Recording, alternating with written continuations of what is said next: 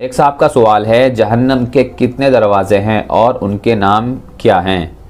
اللہ تبارک و تعالیٰ قرآن مجید میں ارشاد فرماتے ہیں لہا سبعۃ ابواب، کہ جہنم کے 7 دروازے ہیں، اور یہ 7 دروازے جہنم کے 7 طبقات کے لحاظ سے ہیں۔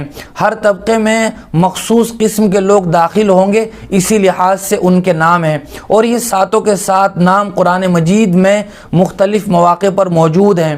جیسے جہنم ہے تو قرآن مجید میں ہے وَلِلَّذِينَ كَفَرُوا بِرَبِّهِمْ عَذَابُ جہنم۔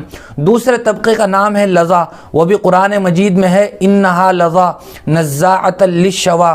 تیسرے طبقے کا نام ہے حطمہ، وہ بھی قرآن مجید میں ہے وما ادراک ما الحطمہ۔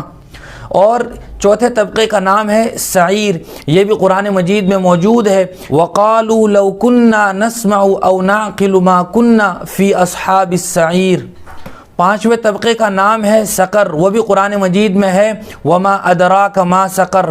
اور چھٹے طبقے کا نام ہے جحیم، یہ بھی قرآن مجید میں موجود ہے وَإِنَّ الْفُجَّارَ لَفِي جَحِيمٍ۔